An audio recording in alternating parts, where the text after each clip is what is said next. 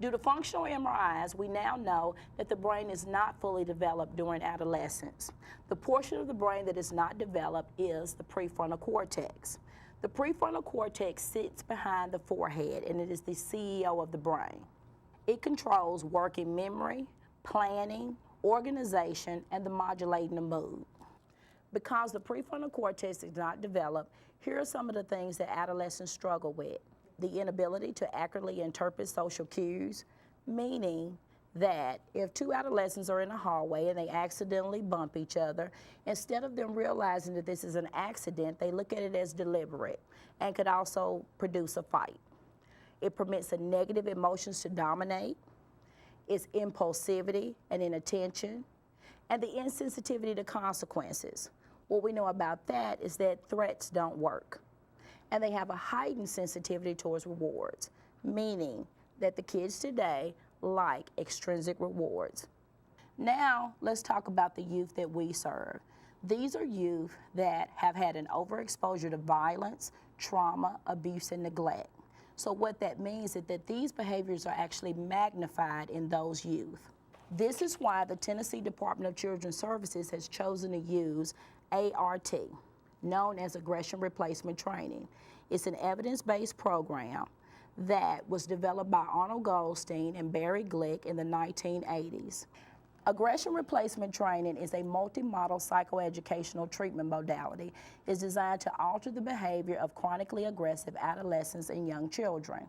ART improves social skill competence, anger control, and moral reasoning. ART is used to raise the social and emotional intelligence of adolescents. Adolescents learn what to do in social situations, they learn how to control their emotions, and they learn how to reason better. The American Psychological Association defines evidence-based programming as the integration of the best available research with clinical expertise in the context of patient characteristics, culture, and preference. Evidence-based programs entails skills, techniques, and specific strategies that are used by a practitioner in working with the program participants. The Office of Juvenile Justice, Delinquency, and Prevention, as well as the Department of Education, have declared that ART is a model program. In order to be a model program, you must meet 3 criteria. One is evidence of a deterrent effect, meaning that through rigorous research, there is evidence that the program deters in areas of delinquency, violence, and substance use. Second is sustained effect, meaning that the effect of the program endures beyond treatment, specifically 1 year, and also across one developmental phase to the next. And finally, multiple site replication, meaning that the program has shown to be effective across diverse settings as well as diverse populations. The great thing about ART is that it targets interventions towards substance abuse, gang involvement, and antisocial personality. Basically, what that means is that we have an opportunity to provide interventions to adolescents so that they don't become life course persistent offenders, meaning, in layman's terms, career criminals. In 2008, the Department of Children's Services introduced ART into our secure facilities, beginning with the first component, the gathering. The gathering is a character education component, and it consists of the melt and character education story. The melt is a time of relaxation and meditation that seeks to harmonize both the left and right sides of the brain and prepare the brain for learning. The character education story piece is to help our kids learn through storytelling, and it helps kids to learn 4 social skills as well as 16 character traits. And the 4 social skills are handshaking, eye contact, and accepting and giving a compliment. Examples of the 16 character traits would be patience, perseverance, gratitude, humanity, and even service. Skill streaming was the next component of ART introduced. This is the behavior component. This is the time that teaches youth what to do in social situations. Youth are trained on 50 pro-social skills through a means of modeling, role-playing, performance feedback, and generalization of training, which is the transfer of learning piece. The 2 ART trainers facilitating the group for the youth guide the youth through 9 structured steps. Step 1 is define the skill. This is the time where the trainers ensure that all youth participating in the group are aware and understand the skill that is to be the focus of this skill streaming group. Step 2 is model the skill. This is where the two art trainers conduct a role play for the youth to observe to see how the main actor demonstrates that skill in a social situation. Step 3, establish trainee skill need. Step 4, select a role player. Step 5, set up the role play. And step 6, conduct the role play. It is during these steps that the youth identify their own relevant real-life situations that they could use this social skill in, and then thus demonstrate it in a role play. Each youth in the group must participate as a main actor in a role play. The main actor is the person who demonstrates the steps. Step 7 is provide performance feedback. It is at this time in the group that the trainers, the actors, and all the youth observing are given an opportunity to give feedback and evaluate the main actor and how well they demonstrated that pro-social skill in their role play.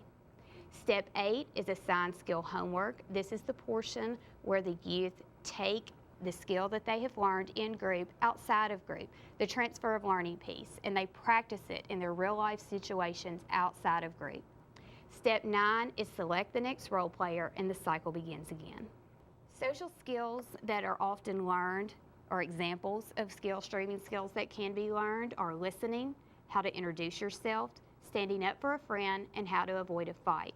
Of the 50 pro-social skills, they are divided into 6 categories, and these 6 categories divide them from beginning skills, all the way, which would be something like listening, all the way to a planning skill for when you leave the facility and are going to be out in your community.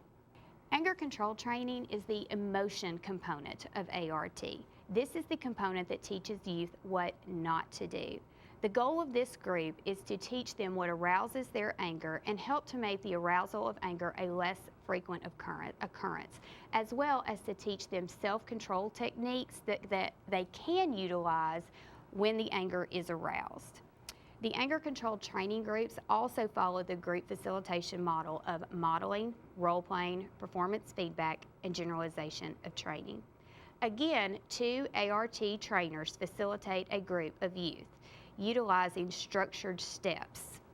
Step 1 is to review the last session's homework and the session. This is obviously after the groups have begun, not in group 1. They always just take a few moments to review the previous session. Step 2, define the sequence concept. They are learning about the anger control cycle, and each week they will learn a new portion of the anger control cycle. It is in this step that the trainers ensure that the youth again understand that concept. Step 3 is model the sequence. The 2 trainers again perform a role play for the youth, making sure that the youth see and understand the demonstration of that new concept, plus the ones that they have learned ahead of time in other groups. The anger control training groups build upon each other with each additional group. Step 4, establish the trainee need. Step 5, select the role player. Step 6, select the co-actor and assign feedback. And step 7, conduct the role play. It is again during this time that each youth has an opportunity to voice situations that have occurred for them in the week prior to group on their hassle logs as their scenario for role play. There again is a main actor and a co-actor, and the main actor is the student in the role play that demonstrates the steps that they are learning, this concept. Step 8, it's to provide feedback. Once again, the trainers, the youth participating in the role play, as well as those observing, are given an opportunity to give feedback to the main actor on how well they demonstrated what they're learning about the anger control cycle. Step 9, select the next role player and continue on. And at the end of the group, step 10 is assign homework. The trainer will summarize what has taken place in previous groups and this day's group and assign homework out to the youth to continue practicing with the use of a hassle log. The hassle log is what is known as their homework sheet. The youth will take time after each situation that has occurred for them throughout a week where arousal has come up for them and will record it on this hassle log to bring back to group for discussion.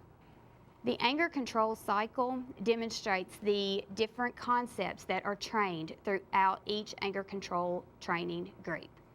They begin with learning about triggers. What are the things that trigger them? What are the things that bring about anger arousal within their body? And to learn about how their body lets them know, even physically, that anger has been aroused. As the cycle continues on around, they are learning techniques to help reduce that anger arousal and therefore be able to choose how they can best handle this situation that they've become a part of. Moral reasoning is the values component of ART. This is where we teach kids why they need to use the skills in the first place. There are 4 steps to a moral reasoning group. In a moral reasoning group, youth get the opportunity to get the social perspective of others. The first thing is that we introduce the problem situation or social dilemma. The second step is that we cultivate mature morality by listening to those youth who have more mature moral reasoning responses. The second is that we remediate the moral developmental delays by listening to the cognitive distortions. There are 4 primary cognitive distortions of juvenile delinquents: self-centeredness, blaming, minimizing, mislabeling, and assuming the worst. These cognitive distortions have 4 behavioral references: oppositional defiance, physical aggression, lying, and stealing. The last thing in our moral reasoning groups is by consolidating the mature morality. We do this by not telling adolescents what to think. We do this by asking them challenging questions such as, what if this happened to you? And what if everyone did things this way? In summary, ART reduces recidivism by 25%.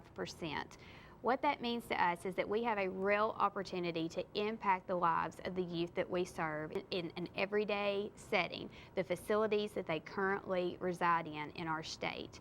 We have a chance to impact them and help them to leave our facility and lead normal, successful lives. This gives us also an opportunity to partner with our colleagues that are in the field as well as those that are at the facility in a way that will help make ART successful across our entire state. If you'd like to learn more, here are some more resources. Thank you.